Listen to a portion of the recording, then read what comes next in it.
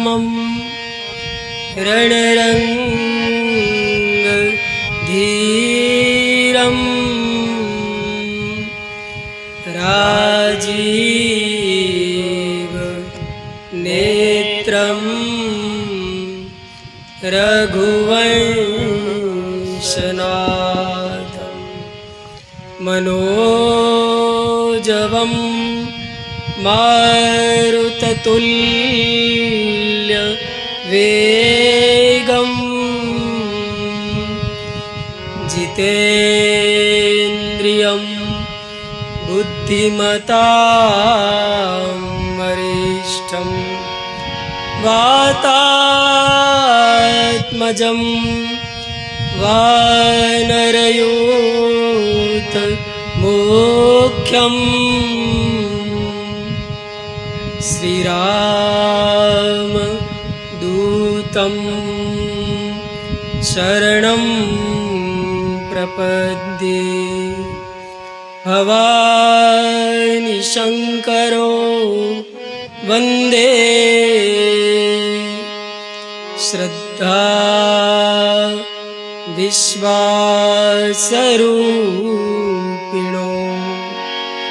याभ्यां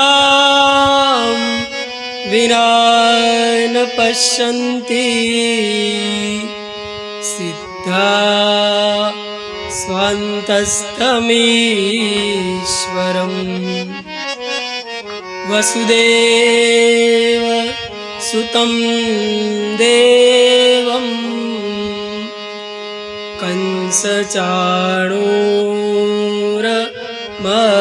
कंसचाणूरमर्दनं देवकी परमानन्दं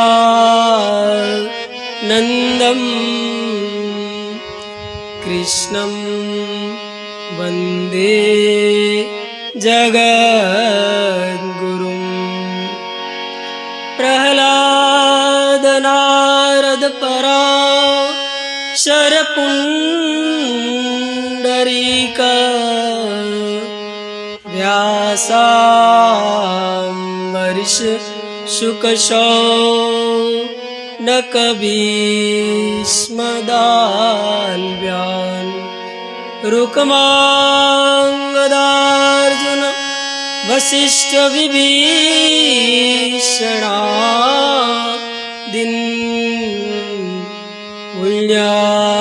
पुण्यानिमान् परमभागवतान् नमामि। बन्दौ गुरुपदकञ्ज कृपा सिन्धु नररूप हरि महामोहतम पुञ्जासु बचन रविकर निकर भक्त भक्ति भगवंत गुरु चतुर नाम बपुए इनके पद वंदन किए नाशे विघ्नने सिया राम मैं सब जग जानी करऊ प्रणाम जोड़ जुग पार। सबसे पहले भगवान के युगल चरणारविंद में प्रणाम और सब संतों को प्रणाम, भक्तों को प्रणाम। कथा का प्रसंग आरंभ करें इससे पूर्व कुछ दो बात हम कहते हैं। एक तो भगवान की बड़ी कृपा होती है तब ऐसा सुयोग प्राप्त होता है। पुण्य पुंज बिनु मिले नहीं संता ऐशान त्वंतगतम पापम जनानाम पुण्य कर्मणा ते द्वंद वो निर्मुक्ता। ऐसी स्थिति होती है तब सत्संग की प्राप्ति होती है। और बिनु सत्संग विवेक न होई, राम कृपा बिनु सुलभ न होई। बिनु सत्संग हरि कथा ते बिनु मोहन भाग मोह गए बिनु राम पद होय न दृढ़ अनुराग। आपने लोग कथा तो सुनते हैं लेकिन दृढ़ता नहीं आती, ये प्रश्न आता है। क्यों? कि हृदय इतना कोमल नहीं है। परम श्रद्धेय स्वामी जी महाराज कहते थे कि संसार के लिए हृदय को कठोर बनाना चाहिए, और जब भगवत कथा चलती है तब हृदय कोमल करना चाहिए। अब प्रश्न हो, वे कोमल कैसे हुए? तो एक ही उपाय महाराज जी भी बार बार कहते, जो जीवन मुक्त संत हो गए इनकी कथा गा सदा। भक्तमाल का तो सिद्धांत है,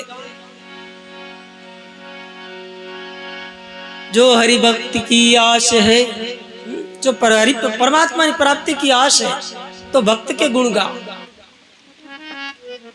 एकदम सरल संतों के चरित्र, ऐसे ऐसे प्रसंग आता है कि हृदय अपने आप द्रवित हो जाते।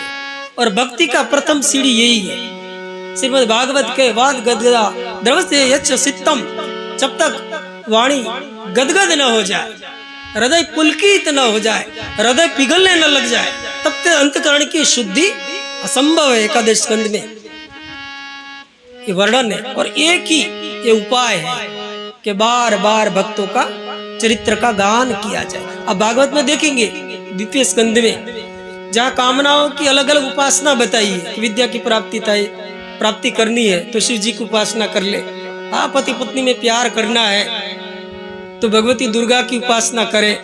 और कोई कहे नहीं नहीं मेरे को तो अच्छा होना है, तो कि निष्काम भाव से भगवान की उपासना करे। और बोला कुछ नहीं चाहिए तब भी भगवान की उपासना करे, सब कुछ चाहिए तब भी तीव्रेण भक्ति योगेन यजते, भगवान की भक्ति करे। और इसके बाद का जो श्लोक है बहुत समझने जैसा है कि सबका हित किसमें है। ये सब तो है ही, ये जितनी जितनी उपासना है वो सब हितकारी है, मंगलकारी है, लेकिन वो सिद्ध कब हो? वो परशुराम जी के पास कितने गुण थे? महाराज जी रामचंद्र जी कह रहे हैं 9 गुण सकल, हम तो एक ही गुण वाले हैं। ईश्वर कौन? निर्गुण, कोई गुण नहीं। और आप तो ब्राह्मण है, क्षमा दमस तप शौचम शांति आर्जव ब्रह्मचर्य आदि आदि जो है गुण 9 गुण है। तो कई बार दुर्वासा जी की नहीं भागवत में देखते भगवान कहते कि तपस्या आदि गुण ब्राह्मण का बहुत श्रेष्ठ है, लेकिन उसका सदुपयोग हो पाए तब, नहीं तो सब व्यर्थ हो जाते। दुर्वासा जी ने कितनी कठिन समस्या आई। हमारे जैसे उसकी खिलिया उड़ाते हैं बैठे बैठे, बोले हमारी कोई वैल्यू ना हो, लेकिन दुर्वासा को ऐसे हो गया, दुर्वासा को ऐसे हो गया, ऐसे करते। तो वहां साफ कि ऐसा कोमल हृदय बनाना है। भगवान भी कहते वहां जाओ तो भक्त का जो चरित्र है वही कोमलता लाता है। समझ मारा तो भक्त हृदय की चरित्र पढ़ने के बार बार कहते रहो, ऐसा पढ़ो जब पढ़ते पढ़ते जब गदगद हो जाए तो आंख बंद करके रोने लग जाए। और बार बार जब ये हृदय द्रवित हो जाए तब एक ही पुकार करे, घेना घेना घेना। तो ये जो मौका है, और भागवत जी का तो सिद्धांत है, समझ लो।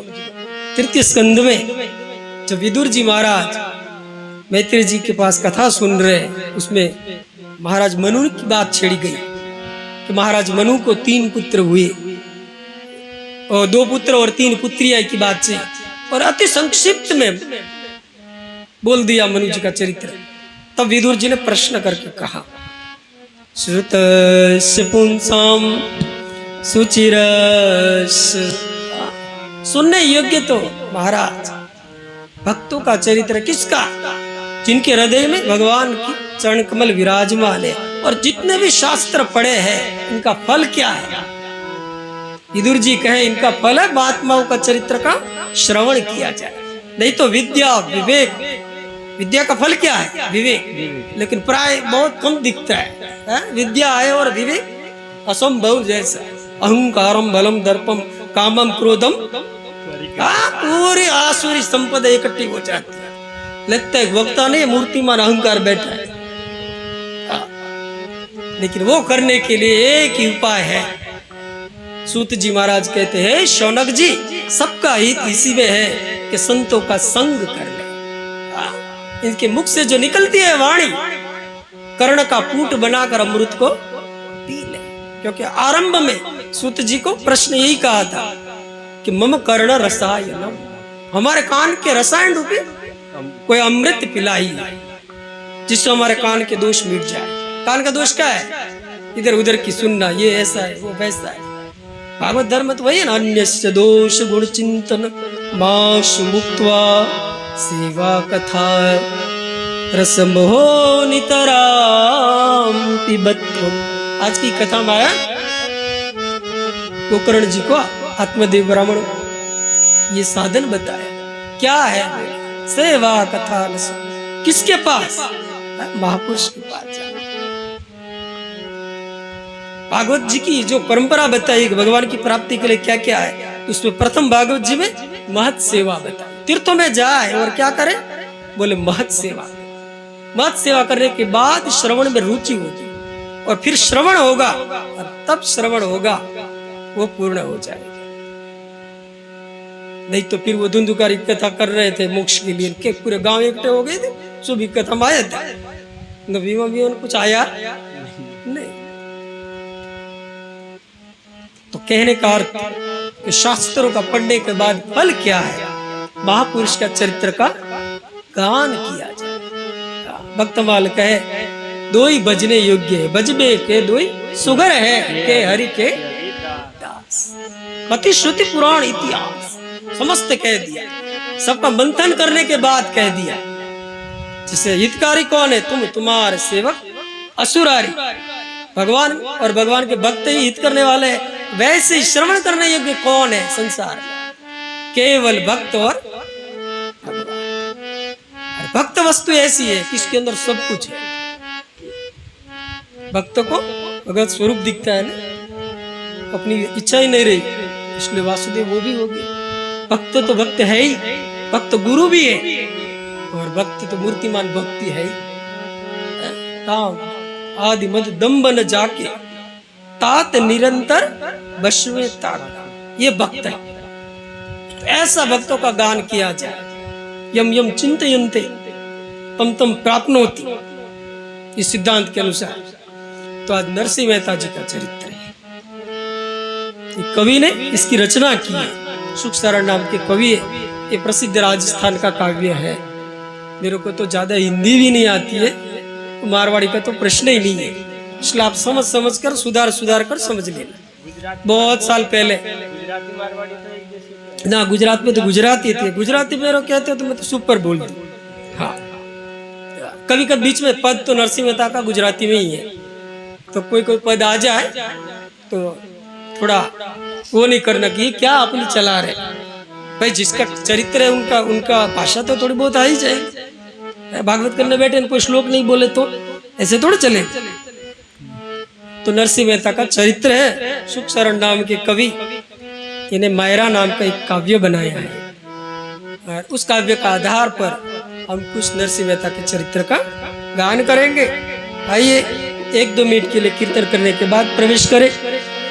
गोविंद जय जय गोपाल जय जय, गोविंद जय जय गोपाल जय जय, गोविंद जय जय गोपाल जय जय, गोविंद जय जय गोपाल जय जय, गोविंद जय जय गोपाल जय जय, गोविंद जय जय गोपाल जय जय, राधा रमण हरि गोविंद जय जय, राधा रमण हरि गोविंद जय जय, गोविंद जय जय गोपाल जय जय, गोविंद जय जय गोपाल जय जय, राधा रमण हरि गोविंद जय जय, राधा रमण हरि गोविंद जय जय, गोविंद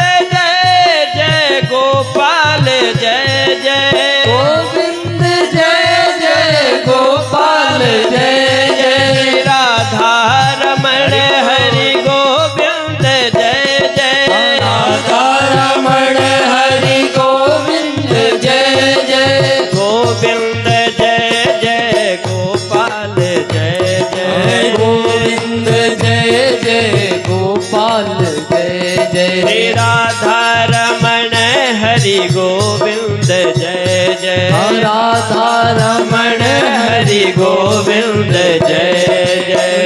भक्तवत्सल भगवान की जय हो।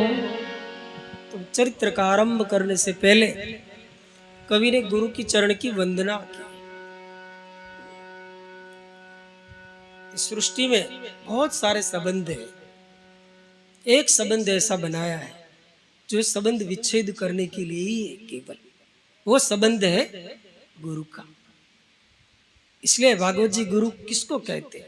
जो शब्द ब्रह्म और पार ब्रह्म में निष्णांत हो, वो गुरु है। जो शिष्य का सर्वे शंका का समाधान करा दे और वो समाधान नहीं करा सके तो रामकृष्ण परमहंस की नाई। उस समय की बात, विवेकानंद जैसा तार्किक युवान जहां तो महात्माओं के पास पीछे पीछे डोलते थे, बताओ भगवान है कि नहीं? वो थोड़ी देर ऐसे सोचते बोले है ही नहीं तुम्हारे पास, तुरंत बदल जाते थे, चले जाते थे, सामने वालों को मौका नहीं देते थे। एक मिनट क्या तो निकल जाते थे और कहते रामकृष्ण परमहंस देव के पास आए और बोले आपने भगवान देखा है? बोले हाँ रामकृष्ण ने। तब थोड़े चंबित हो गए, बोले देखा तो मेरे को दिखा सकते? बोले हाँ तेरे को दिखा सकता हूँ, दिखाओ।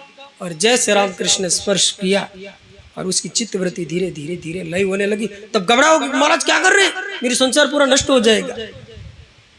बोले बस ठीक है, इतना ही काफी है। तो गुरु वो है संसार के संबंधों से विच्छेद कर दे। नहीं तो हरे शिष्य धन सो कन हरे, सो गुरु घोर नरक मऊ परई। बैठे पत्थर की नाव, गुरु लोभी चेला लालची, दोनों खेले दाव। गुरु जी चाहे तो वैसे तो हमारे नाम करते जाए, वो दोनों खेले बैठे पत्थर की नाव। और फिर तिरने का कोई नई उपाय सुंदर काढ़ी राम दुहाई, फिर तिरने। तो ये गुरु एक ऐसा संबंध है जो संबंध विच्छेद करते, बाकी तो कुछ न कुछ। तो प्रथम गुरु जी की वंदना की और दूसरी वंदना, प्रथम बंदन से गुरु चरण, तृतीय बंद सब साध, तृतीय बंद पर ब्रह्म दो, वाणी विमल अगाध। पहला गुरु महाराज के चरणों में वंदन कर। अमीय मूरी मई चूरन चारो, जिनकी चरण रज केवल थोड़ी सी आंच तो सब दिखने लगे। मानस की पूरी वंदना प्रकरण कितना है, बंदो गुरुपद से शुरू होता है, चथा स्वंजन अंजद्रक बहाता, और कितना सुंदर देखने लगता है पूरा रामचरितमानस। ये है गुरु की कृपा। नहीं तो खाली गुरु गोविंद दोनों खड़े, किसको लागू पाए इसका कोई अर्थ नहीं, दिखने लगे वो हो गुरु पद।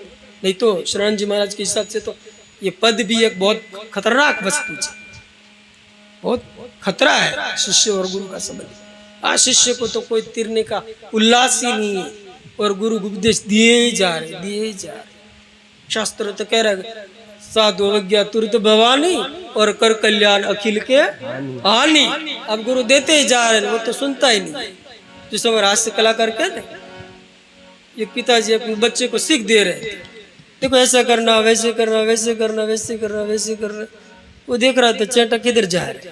बोला कितना कहा पता है? बोला हाँ मैंने देख लिया, बिल में इतने चेटे चले गए।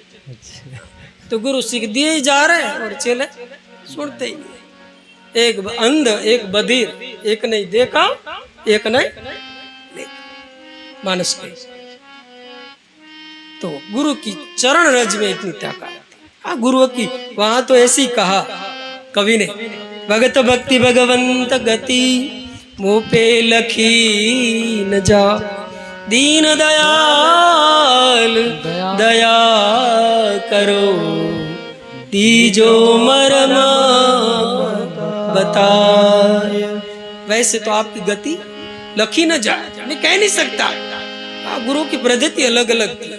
ये तो आजकल चेला 10 रुपया देकर गुरु जी को सलाह देता, ऐसे करना, वैसे करना, वैसे करना। नहीं तो गुरु जी की एक रीत होती थी। मैं प्राय कथाओं में एक दृष्टांत खास कहता हूँ। एक बहुत बड़ी गुरुकुल थी, इसमें कहते करीब 700 विद्यार्थी उपनिषद आदि का अध्ययन कर रहे थे। इसमें अब मेरे जैसे तो नहीं कहे, इनके जैसे कह दे, सहन शक्ति वाले। एक चेला गया, गुरुजी बोले हाँ, मैं बोले परमात्मा का ज्ञान प्राप्त करने आया हूँ। बोले इसके बारे में जानकारी करने का अनुभव करना है। बोले नहीं नहीं, जानकारी तो बहुत है, अब एक तो यम चिंत्यो यम अविकार्यो यम उच्चते शरीर स्थूपी कौनते, ये सब हमको कंठस्थ है, अब तो अनुभव करना है। सचमुच? बोले हाँ। तो सामने वाली जो कोठारी है, हाँ कोट है ना, छोटी सी एक थी कुटिया। पहले तो ये मिल थी नहीं चावल की, जो भूसी ऊपर करके चिकनाई करके पहले कूटा जाता था। तो कि ये बोरी है, कमोद बोलते चावल की, साबुत होता है उसके ऊपर कवर, उसको कूटते थे। बोलिए मूसल, ये ओखली और ये चावल की बोरिया, तो कुटते रहो। ये 7 गुरु भाई है ना, उनके नाश्ता बनाना पड़ता है सुबह, हाँ पुलाव बनाना पड़ता है। और कहते हैं आज्ञा समनई सुसाहिब सेवा, सो प्रसाद जन पावे वासुदेवा। वो आज्ञा के पालन करके वो चला गया कुठारी। कहते कि कुटते कुटते कुटते कुटते कई सालों बीत गए। अब गुरुजी ने सोचा कि मैंने कहा इसके बाद तो फिर आया ही नहीं पूछने के लिए, अब आगे क्या करना, चावल क्यों, ये कोई चावल कूटने कोई गीता जी के लिखा है? बोला अपन तो सीधा ही प्रश्न करेंगे, कह दें झाड़ू मारो, झाड़ू मारो कहाँ लिखा है? सीधा ही कहेंगे देवी संपदा कहाँ है? देवी संपदा मेरे पहले में सी। तो चेला न कुछ कहा न गुरु मिलने गए, कई समय बीत गया। फिर गुरुजी ने हुआ चलो एक बार थोड़ा टेस्ट कर लेते। गुरुजी ने सब चेला को इकट्ठा करके कहा कि देखो अब मैं निर्वाण को जा रहा हूँ उत्तराखंड की ओर, फिर वापस नहीं आऊंगा। अब ये जो आश्रम का है ना, वो मेहनत की गद्दी वो मैं सौंप रहा हूँ, लेकिन आप लोग जो हमने पढ़ाई करवाई है इसमें से 1-2 पंक्ति लिख दे। चाक है, ये बोर्ड है, इसमें लिख दे, मैं देख लूंगा, जिसको मेरे को लगेगा उसको ये गादी, ये मेरी माला है और ये सब जोली माला देकर। शिष्य तो भी पढ़े लिखे, बुद्धिमानों की बुद्धि, चतुराई चतुराई आजकल किसी में लगा देते, इसी में ही किस तरह वसियत हमारे नामे हो जाए। लेकिन ऐसा बुद्धिमताम बुद्धि मनुष्य नाम च मनुष्य नाम किसके लिए था? बोले इस शरीर से परमात्मा की प्राप्ति के लिए। लेकिन आज की बुद्धि कहाँ लगती है? किसी तरह से लग जाए, हमारे अंदर आ जाए कंप्लीट, साम दाम दंड भट के पर गुरु जी को गोली पिला दी। तो कहते सब चेले इकट्ठे हुए। गुरु जी का स्वभाव थोड़ा कड़ा था, जिस मेरा प्रसिद्ध है वैसे। तो उन्हें सोचा जल्दीबाजी में लिखना नहीं है, 2-4 चतुर थे, उसने लिख लिया कि अपने नाम नीचे नहीं लिखे। बोली नाम नीचे लिखे लट मारी करे गुरु। तो बोर्ड में चाक में लिख दिया मन एक दर्पण है और उसमें राग द्वेष रूपी काई जम गई, धूल जम गई है, बस इसको साफ करना है, यही निर्वाण है, यही मोक्ष है, बस इतना ही शास्त्रों का सार है। वो लिख दिया। सुबह गुरु जी आए डंडा लेकर, बरोबर चिकना किया हुआ तेल पिलाया हुआ, और देखा कि मन एक दर्पण है, इसमें राग द्वेष रूपी धूल जमी है, बस उसको साफ करना ही निर्वाण है। अन गुरु जी क्रोधित हो गए, किसने लिखा? बोले यही मेरी पढ़ाई का फल है। बोले अब चेला तो चतुर बोल बने ना, गुरु जी हमने नहीं लिखा, हमने नहीं लिखा, हम तो अभी सोच ही रहे हैं गुरु जी हमने नहीं लिखा, क्योंकि नीचे नाम तो लिखा ही नहीं था। सब चतुर चेले छटक गए, किसी ने नाम बताया नहीं, गुरु जी तो गुस्सा में चले गए।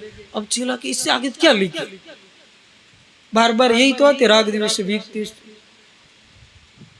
बार बार वही तो आते, और क्या आते? ये तो शब्द ब्रह्म है, पर ब्रह्म तो अलग वस्तु है। अब चेले सब हल्ला करने लगे, क्या करें क्या करें। और उसमें कहते 2-4 बातों करते करते वो जो चावल कुट रहा था उसके कमरे में नजदीक पहुंचे, बात करते करते गुरुजी जा रहे थे, और हमने तो एंड की बात लिख दी। अब भी गुरुजी नाराज हो गए, बोले। वो चेला ने सुन लिया, इस बार कान लगाया, भगवान की प्रेरणा रही होगी। उसने क्या बात थी? बोले गुरुजी जा रहे हैं निर्वाण को, और उसने कहा कि कोई हमारी पढ़ाई की अच्छी बात लिख दे। बोले मैं लिख दूं? अच्छी ला के दूसरे चढ़ाने में तो सब होशियारी होते। हाँ तेरा नाम लिख दूंगा। बोले लिख देना, इसमें क्या है, एक खुले हाँ मैं बोले अभयम सत्व संशुद्धि ज्ञान योग व्यवस्थिति। पहला लक्षण है, जो मुक्त हो जाता है वो निर्भय हो जाता है, किसी की ऐसी तैसी नहीं। भगवान भागवत जी का निरपेक्ष, मेरा भक्त कैसा होते, निरपेक्ष अनपेक्ष सुचिर दक्ष उदासीनो गतव्य था। इनको कोई पढ़े नहीं, निकाल दे के आकर दे अनिकेत स्थिर मतिर, ऐसे अनिकेत होता है। बोले स्थिर मति वाले लिख देना। बोले मेरा नाम लिख ले। क्या नाम लिख ले? बोले चावल कूटने वाला लिख देना। तू तो एक बार मिला है, गुरु जी जानते नहीं होंगे कितने साल बीत गए। बोले लिख देना चावल कूटने वाला। उसने लिख क्या लिखे? बोले मन तो है ही नहीं, बहुनाम जन्मना मनते, यही है वास्तव में वासुदेव सर्वमिति समात्मा सुदुर्लभ मत परतरम नान्यत सद सच्चा मर्जुला। कुछ भी नहीं है, केवल वासुदेव। मन तो है ही नहीं, लिख दो नीचे, लिख दिया मन तो है ही नहीं, नीचे लिखा चावल कूटने वाला।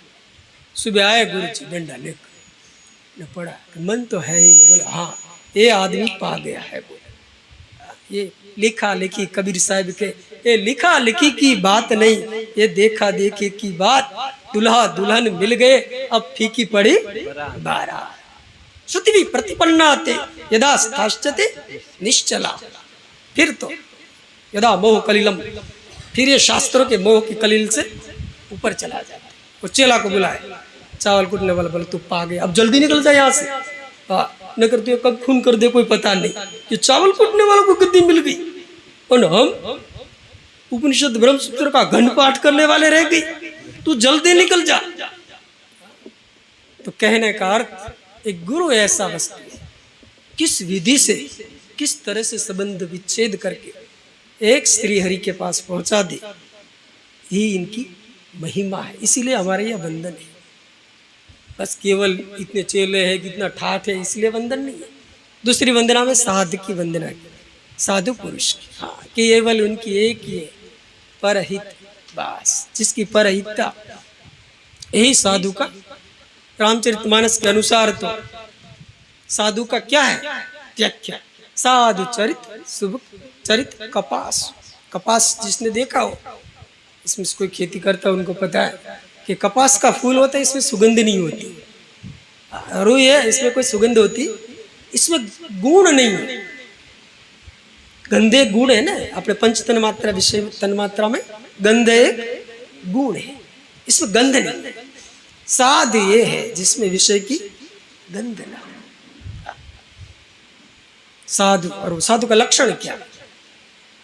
पर छिद्र दुराव, दूसरों का दोष का दुराव ढक दे।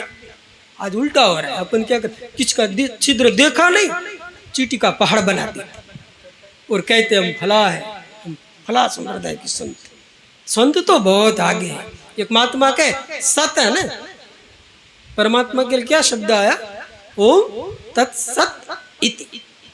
सत शब्द है ना, सत के ऊपर बिंदी लग जाए, संत सत के ऊपर कलश चढ़ जाए बिंदी की, एक कदम और, इसका नाम संत।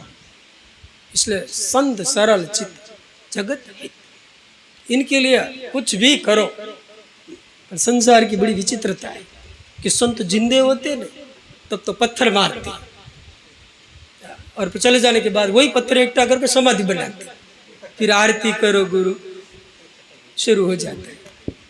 हाँ, संत को पहचानना बड़ा कठिन है। संत को एक भगवंत को छोड़कर कोई नहीं समझ सकता। तो संतों की वंदना की और कहा दीनदयाल कृपा करे तो संत चरित्र समझ में आवे। और अब इसकी चौपाया में गणेश जी की वंदना की कि हमारा जो कार्य आरंभ कर रहे हैं वो निर्विघ्न समाप्त हो जाए। कहीं भी देखेंगे आप, मानस में देखें तब भी वंदे वाणी विनायक, गणपति जी की वंदना। विनय पत्रिका लो तुम, गाइए गणपति जगवंदन गाइए गणपति जगवंदन शंकर सुवन भवानी के नंदन शंकर सुमन भवानी के नंदन गाइए गणपति जगवंदन गाइए गणपति जगवंदन। गणपति का स्मरण किया, कोई विघ्न न आए। गणपति जी की वंदना करके फिर सरस्वती जी की वंदना की। गणपति जी क्या है? विनय का प्रतीक, ज्ञान का प्रतीक। ज्ञान हो लेकिन वाणी नहीं हो तो व्यक्त नहीं हो पाती। कईयों के पास ज्ञान बहुत है, बैठते हैं ना प्रवचन में तो बाल की खाल उतार लेते वक्ता, इन्हें ये नहीं बोला, वो नहीं बोला, ऐसा बोला, वैसा बोला। लेकिन उसको को तुम माइक बोलो, माइक में बोलो तो माइक दे के ऐसे करते, सियाराम रामचंद्र भगवान की जय। दो वाक्य भी कह पाते नहीं। तो ज्ञान होवे लेकिन वाणी नहीं होवे तो व्यक्त नहीं कर सकते। इसलिए सरस्वती की वंदना की। देवी वाणी की अधिष्ठाती है। कवि कहते हैं सरस्वती की वंदना करने के बाद चरित्र का आरंभ करते। मानस में आप देखेंगे सुमिरित शारदा, जैसे सुमिरन करते हैं हरि भक्तों की, हरि कथा की, तो सरस्वती ब्रह्मलोक को छोड़कर दौड़ के आती है। और जो दूसरी कथा करते हैं तो तुरंत सिर दिन पसते, कहाँ मैं आ गई ऐसे करके भग जाती है। तो हम लोग तो संत का चरित्र का गान कर रहे हैं। आज मंगलाचरण में ये हुआ। अब कथा का आरंभ करते हैं। नरसिंह मेहता गुजरात के, इनके वंश में बहुत धन दौलत वाला वंश था। कोई योग भ्रष्ट होता है तो भगवत गीता के अनुसार दो गति है। शुचि नाम श्रीमताम गे है योग भ्रष्टो भी जाय अथवा योगी नाम एव कुले भवती धीमता। अपनी तो मान्यता है भागवत कथाकारों की कि महाराज मुचकुंदनी जो देवताओं की सेवा हुई और फिर सो गए, फिर भगवान कथा में आएगा और फिर का वरदान मांगो, और उसमें भगवान ने अपनी तरफ से वरदान दिया था कि मुचकुंद अब अगला जन्म तुम्हारा भक्त के रूप में होगा। तुमने जो भक्ति, मैंने कितना वरदान का प्रलोभन दिया पर तू बिल्कुल डगा नहीं, खरे कर तू सयाना। वरदान जो चाहे वो भक्त नहीं। भगवान को ऐश्वर्य देखकर भजन करते वो भी भक्त, ये तो ऐश्वर्य के भक्त है। मुचकुंद के लिए बहुत बताया है, भागवत जी में आप देखेंगे। भगवान ने जैसा प्रहलाद जी के लिए बोला है वैसा ही महाराज मुचकुंद के लिए बोला है, और बोला आप एक और आप जैसा पृथ्वी पर फिर से जाए और फिर आप भक्ति का प्रचार करेंगे। तो वही महाराज मुचकुंद वापस नरसिंह मेहता के रूप में प्रकट हुए गुजरात में। बोलो नरसिंह मेहता की जय।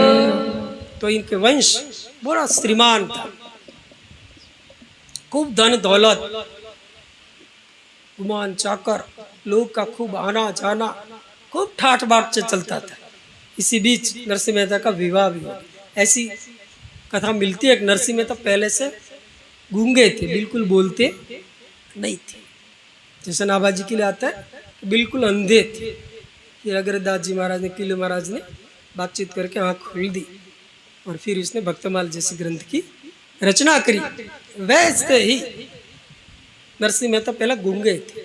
कहते कि इनकी माता पिता का शरीर शांत हो गया। हाँ, बड़े बड़े महापुरुष के लिए देखने में आता है, तुलसीदास जी आदि का, बचपन से इनके माता पिता का स्नेह इनको प्राप्त नहीं होता। और बात तो भी थोड़ी सही है, माता पिता रहते हैं तो बच्चों को बाबा जी ढंग से बनने नहीं देती। का तो रोते, नीचे गिरते, उछलते, कूदते, वापस ले ही जाते हैं। एक पैर चल रहे वो ठाकुर जी 100 पैर चल रहे तब से वो ले जाते घर पे, चलो चलो बाप दादा का वंश डूब जाएगा। तो नरसिंह मेहता का माता पिता का शरीर शांत हो गया। उनके बड़े भाई की पत्नी थोड़ी दिमाग की तेज थी। भाई का नाम था बंसीधर, लेकिन इनकी दादी जिंदी थी, इसलिए बड़ा लाड़ प्यार नरसिंह मेहता को मिलता था। और जहाँ तहाँ लेकर इनकी दादी महात्माओं के सत्संग में, गोष्ठियों में, मंदिरों में, तीर्थों में चाहता जाकर सोचती कि मेरा इस पोते का जो वाणी खुल जाए, बस इतनी भगवान से कृपा हो जाए। कहते कि एक बार कोई सिद्ध संत पधारे गुजरात में, मंदिर में विराजे थे, वो माता जी निकली, देख लिया कोई महात्मा ध्यान बैठे, समम कायम शिरोग्रीवम, इधर उधर ध्यान नहीं कर रहे कि कोई भक्ताड़ी आ रहे कि नहीं चढ़ावा लेकर, ऐसे नहीं थे। वो पहचान गए ये महात्मा है, जरूर इसके अंदर कुछ और ये अलग तर्क से। जाकर कहा बाबजी दंडवत। बाबजी तो मस्त थे, जान पहुंचे कवि, ऐसी स्थिति में थी, उन्हें तो कुछ सुना ही नहीं बिल्कुल। प्राय महात्माओं के पीछे यही लोग ज्यादा आते, बच्चा नहीं है, नौकरी नहीं लग रही है, अब पत्नी पीछे पड़ गई है, केस पर केस ही कर रही है, जितना कमाता हो उसमें जाता है, तलाक का तो कायदा ही उठ गया है। तो बोले जय जय सीताराम। जो सीताराम ने बोलो राधे श्याम करे, राधे श्याम। बाबा जी सोचे कि ये डोकरी जाएगी नहीं लगता है, आँख खुलाए बिना, और उन्होंने क्या आँख खोली, अरे बाप जी दंडोत। बोले हाँ बोलिए। बोले मेरा बेटे का बेटा है, बिल्कुल महाराज बोलता नहीं, कुछ करो। बोले ये तो विधि के अंग, ये कैसे मिटे सकते। बोले नहीं नहीं महाराज, आप तो कठिन कुअंग मेटत कठिन कुअंग भाल के, ऐसा आपके पास रसायन है, पिबंती राम नामा अमृतम, ऐसा अमृत आपके पास है, आप थोड़ा सा पिला दो, बस इतनी देर है। मैंने सोचा ये समझ गई है, और कहते नरसिंह मेहता के हाथ को स्पर्श करके कहा बोलो बेटा राधे कृष्ण। और कान में जो अक्षर गया, 4 मिले 64 खिले, 20 रहे कर जोर, हर जन से हर जन मिले, ना से 7 करो, 1 4 हो गए। हुक्म करो वाचालम पंगुम लंघयते, फिर वाणी खुल गई, फिर तो राधे कृष्ण राधे कृष्ण। फिर दूसरा तो नाम ही ले नहीं। दादी तो खुश खुश थे कि महाराज जी का लाडवा खिला दे। महाराज जी बोले निमंत्रण, मैंने कहा ये निमंत्रण फिर लूंगा, फिर इनके बेबी कोई होगी बूंगी, फिर इनके बाबा कोई होंगे लकवा मार गया होगा, या तो लाइन लगेगी, निकलो यहाँ से। महाराज तो निकल गए, वो कहती रह गई महाराज तो, और दादी तो खुश हो गई। दादी को पता है कि बेटा तो कोई ध्यान देते नहीं, प्राय ममता कहाँ जाती है दादियों की, पुत्र में तो रहती नहीं, फूट कर जाती है पुत्र के पुत्र में, नाचती कूदती, अरे मेरा बेटा को तो। वाणी आ गया ना, नरसिंह मेहता ने तो एक ही लगा, राधे कृष्ण राधे कृष्ण राधे कृष्ण, एक ही नाम। और फिर तो नियम हो गया, नेम जगावे प्रेम, नियम नेम जगावे प्रेम को, प्रेम जगावे जीव जगावे सूरता, सुरता जगावे शिव। फिर तो एक तार। अब नरसिंह कहता तो थोड़ा सर्वारंभ परित्यागी, अब तो थोड़ा बहुत काम कुछ करे नहीं। हमारे तो यहाँ कहते हैं कंठी पहन ली, अब ये काम धंधा करेगा नहीं, गया काम से। भगवान को लिखना पड़ा, पूरा सिद्धांत बदलना पड़ा, पुराण और वैदिक, नहीं तो सर्व कर्म संन्यास, उसको ही संन्यास कहा था, पर पूरा बदल दिया। अनाश्रित कर्म फलम कार्यम कर्म करोति यः, करे वो संन्यासी है।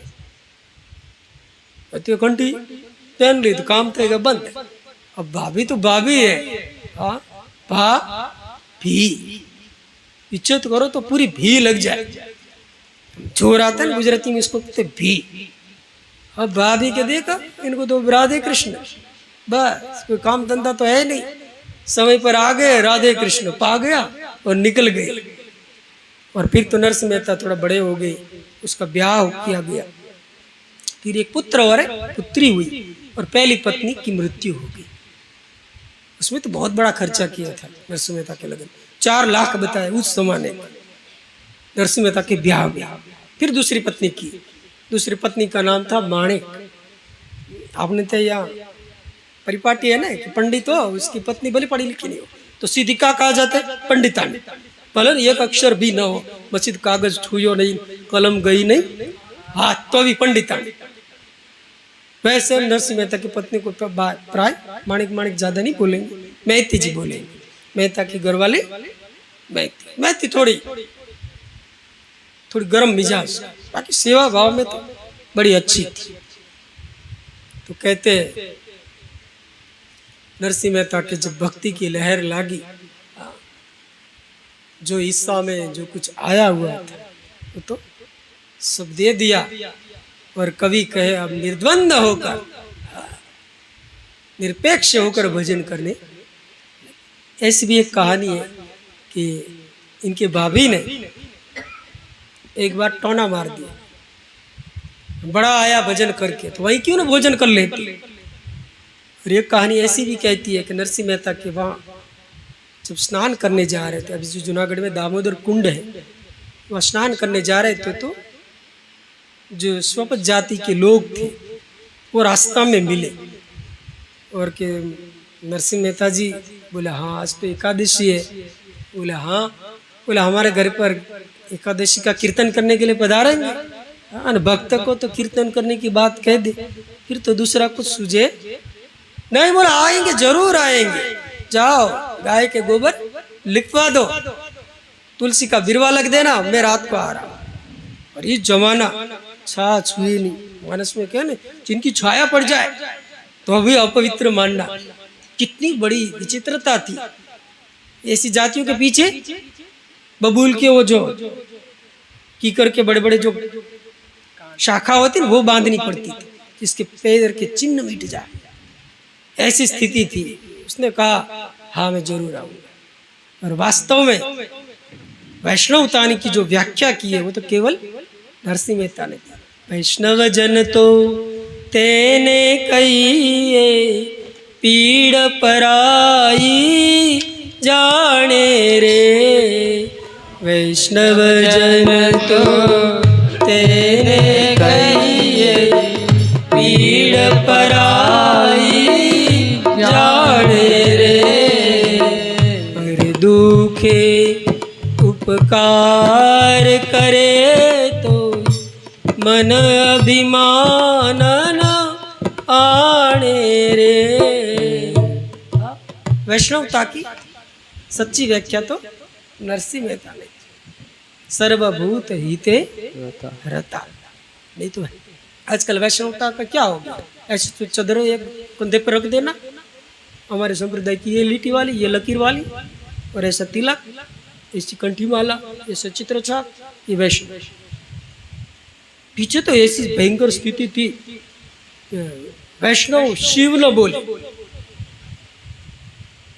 गुजरात की स्थिति बताओ, शिव हम कपड़ा सिलाई करना है, सिलाई बोले तो सी आ जाए, तो गुजरात में वो सिलाई नहीं बोले, कपड़ा खड़ा वाका, कपड़ा खड़ा हुआ, सिलाया बोले तो शिव आ जाए, और शिव आ जाए तो फिर वैष्णवता मिटता।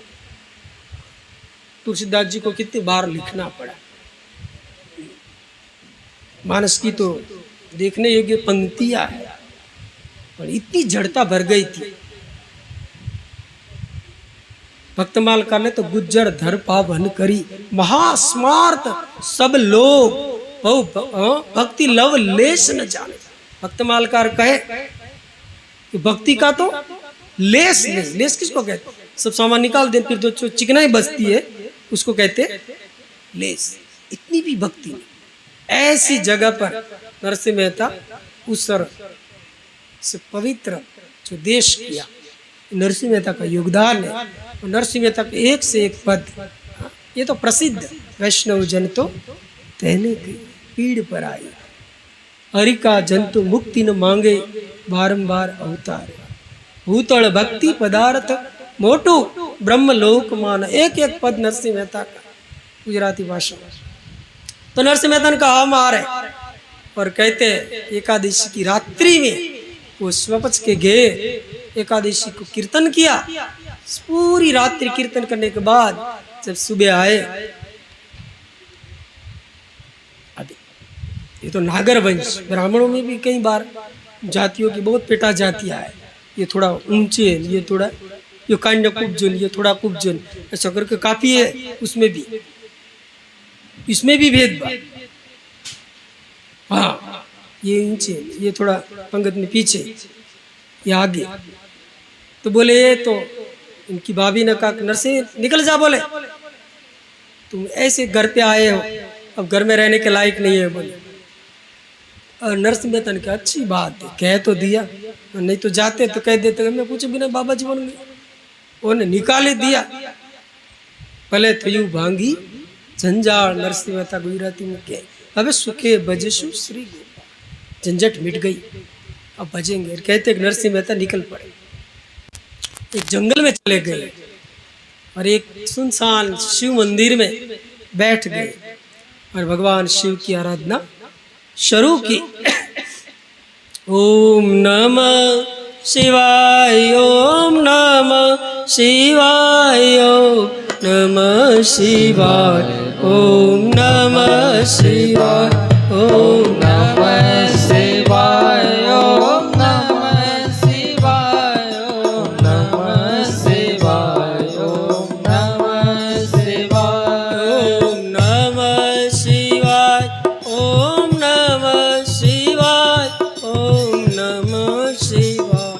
ओम नमः शिवाय, ओम नमः शिवाय, ओम नमः शिवाय, ओम नमः शिवाय, ओम नमः शिवाय। भगवान के भजन में नरसिंह मेहता लीन बने। एक के दिन, दूसरा दिन, तीसरा दिन, चौथा दिन पर दिन बीतने लगे, अन्न जल सब छूट गए। एक लव लय लागी शिव जी की। कवि ने तो बहुत विस्तार से लिखा है। और शिव जी तो औगड़दानी है, वो तो देखते हैं कि इनको क्या चाहिए। भक्त भक्ति करता है और शिव जी प्रसन्न न हो, ये तो असंभव। ये तो हमारी कामना इतनी है कि शिव जी सोचते हैं इनको ये कामना पूरी करे, वो कहीं गुलाट मार के गिरेगा, इसलिए आते। नरसिंह मेहता की तो केवल शुद्ध भावना थी, कोई कामना नहीं थी। और कहते भगवान शंकर प्रकट हुए। ओ शिव जी का सुंदर जो रूप है, सो संसर्ग विशाल जटाजूट चंद्रमा गंग की तरंग माल विमल नीर बाजे, ए बम बम बम डमरू बाज वेद सर्व सर्व साज, शंकर महाराज तांडव नाचे, शंकर महाराज आज तांडव नाचे।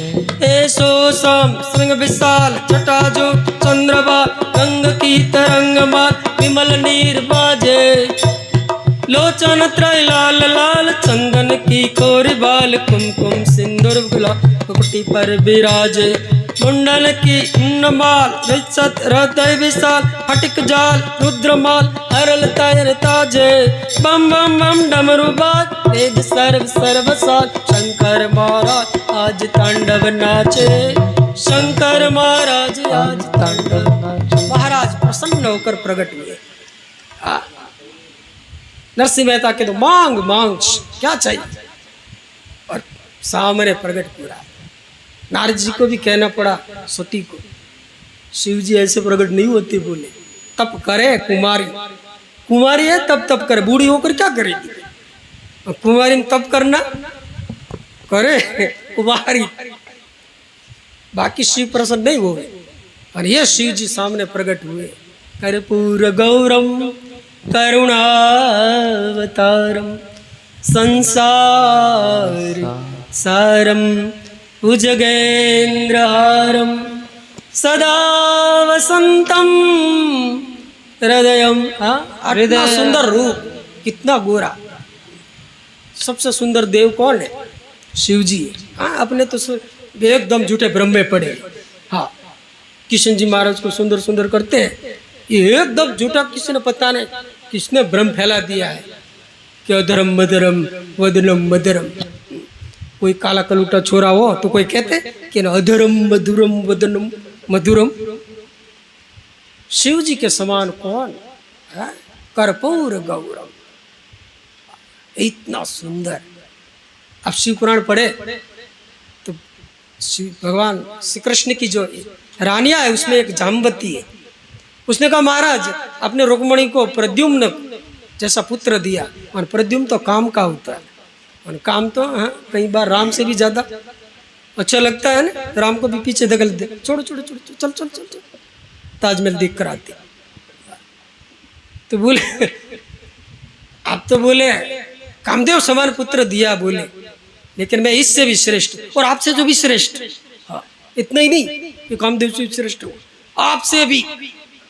देखो तो नील सरोणी नील मणि लाजे तन शोभा निर्खीर कोटि कोट सतकाम, 100 काम से ऊपर ऐसा नहीं, गिनती नहीं आनी चाहिए। 100 150 200 काम से ऊपर ऐसा नहीं, आपसे भी सुंदर पुत्र मेरे को चाहिए। किशन जी महाराज के नतमत स्वभाव, मेरे से अधिक तो कोई है ही नहीं, हर दिन करते ना प्रार्थना।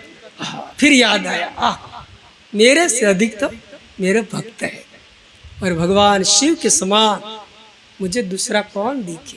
और कहते हैं शिव पुराण पढ़ेंगे तो लास्ट में भगवान श्री कृष्ण कैलाश पर जाकर ऋषि उपमन्यु से दीक्षा लेकर उपासना करते, और भगवान शिव प्रकट होते। बोले मांगो मांगो क्या चाहिए। अरे महाराज क्या करे, बोले इन पत्नियों को तो पहुंचना ही बड़ा टेढ़ी खीर है। बोले अब हमारे से भी अलग आप जैसा सुंदर, आपने तो क्या थोड़ी बहुत मेकअप ऐसा कर रखा है, व्हाइट पाउडर का उपयोग कम किया है, शमशान की छप चिपका कर रखा है नाग बाग, इसलिए लोग देख नहीं रहे। आप सरिस आप जैसा सुंदर पुत्र चाहिए। शिव जी तथास्तु का। और कहते हैं सांब इतना स्वरूपवान है। सांब पुराण देखो, इनकी जो पत्नियां है भगवान की 16,000 जो वो तो क्षत्रिय कन्या है, 8 पटरानी है, वो तो बोलो समझ लो ये तो देवियों का स्वरूप है, इसके मन में भाव न बदले।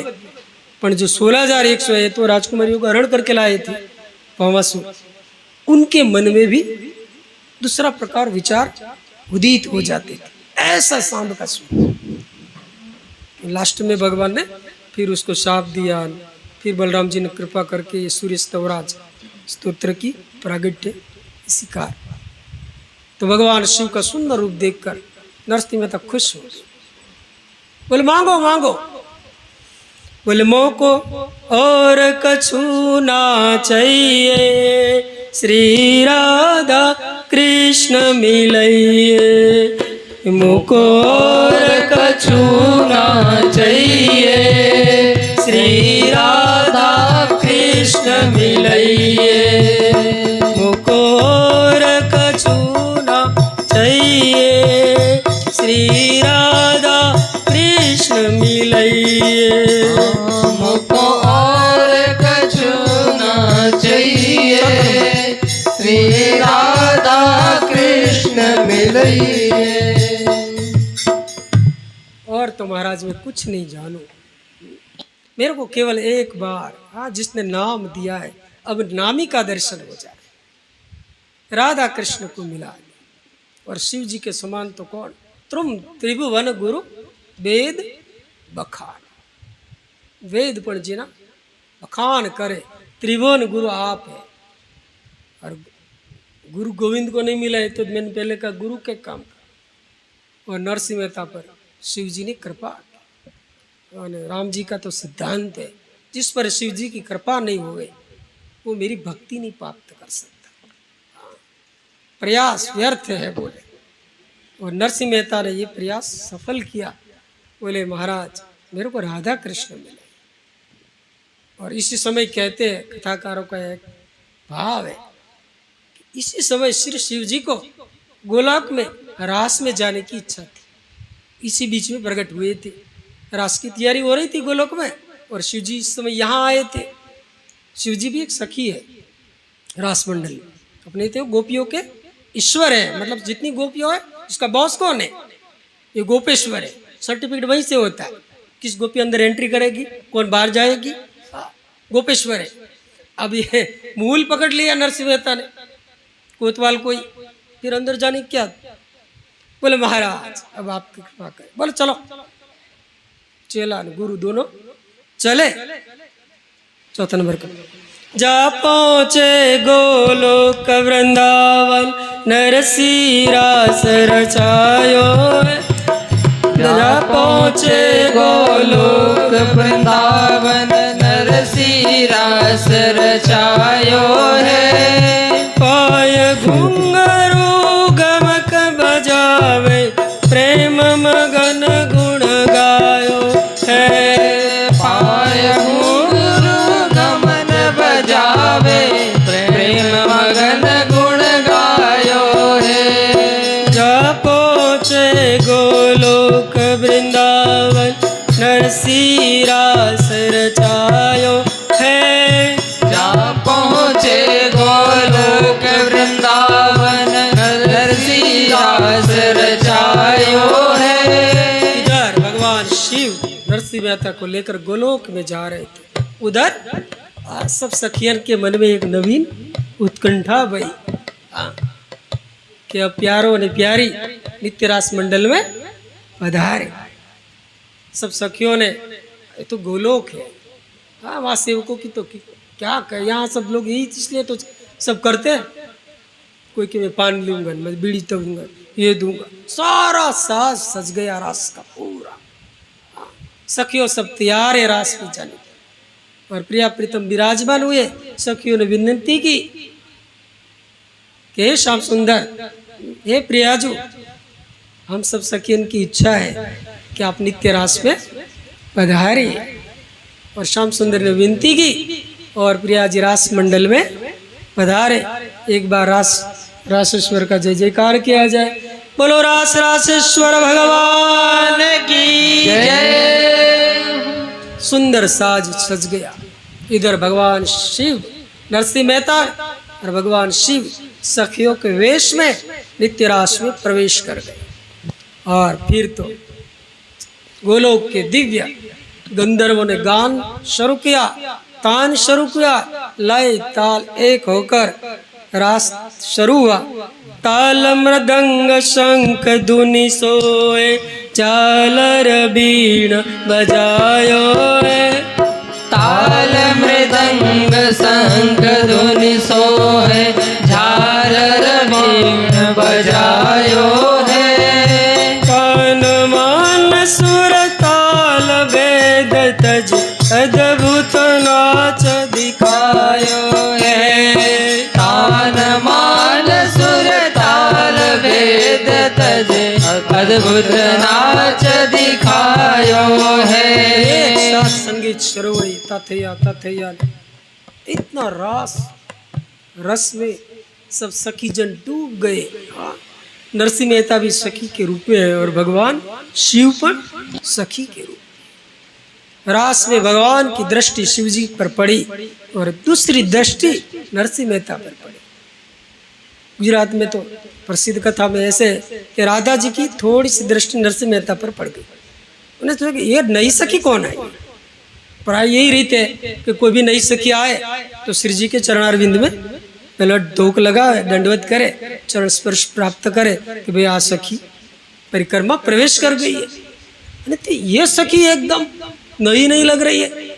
श्याम सुंदर को संकेत किया कि प्रभु ये कौन है। और भगवान शिव को श्याम सुंदर ने कहा कि बोले बाबा ये कौन आई नहीं सखी। बोले महाराज ये तो आपकी ही प्रिया है। बोले बहुत अति प्रिय है।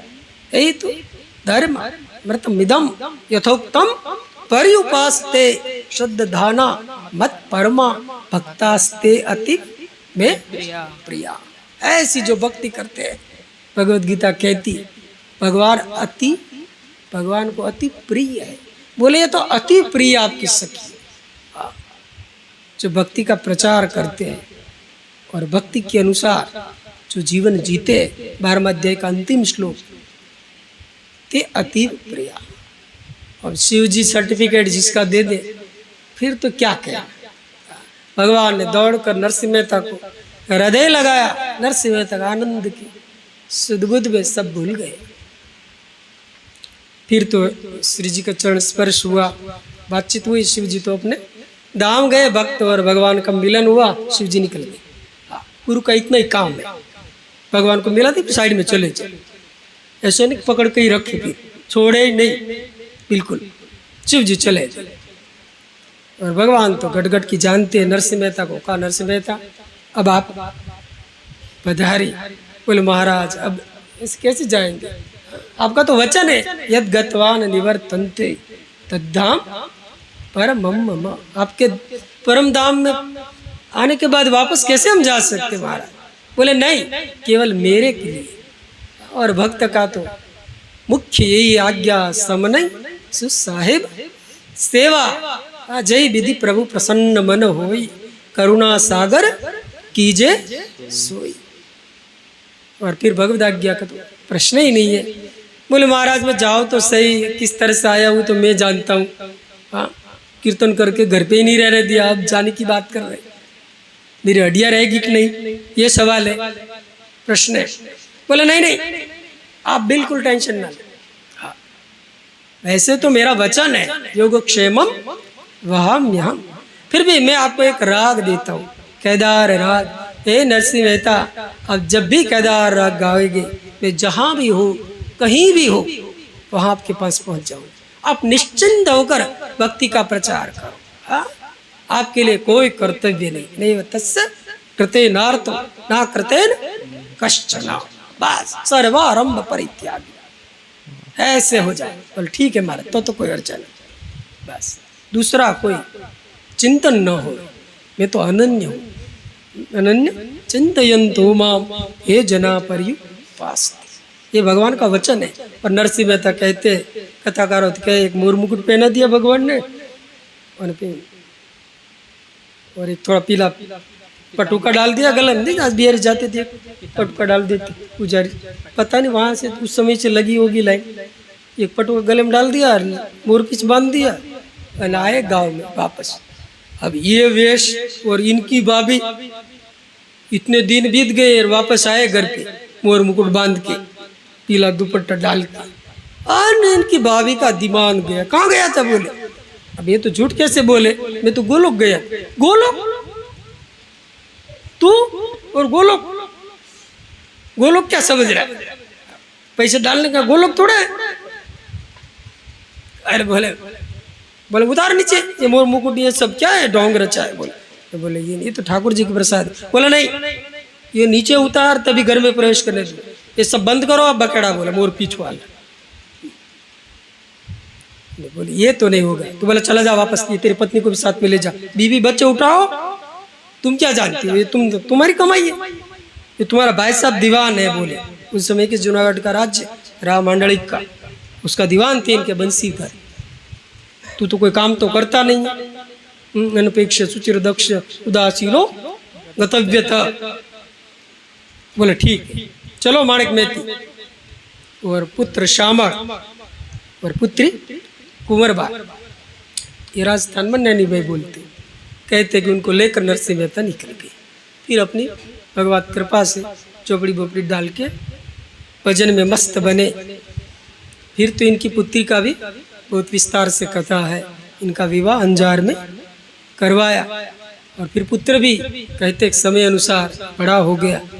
अब घर की परिस्थिति ऐसी, पुत्र का विवाह कैसे हो। मेहती तो बार बार कहे यार तुम तो बस खड़ता लेकर बैठ ही गए, शामड़ा गिरधारी, ये छोरा बड़ा हो गया, कुछ देखो तो सही। बोले अरे बोले चिंता मत कर, चिंता दीन दयाल को मोमन सदा आनंद जायो सो प्रतिपालसी रामदास। अब इनको कैसे समझा। बोले दिन भर बोलो, इनको तो जुई नहीं रेंगती। और फिर भगवान को करना था क्या।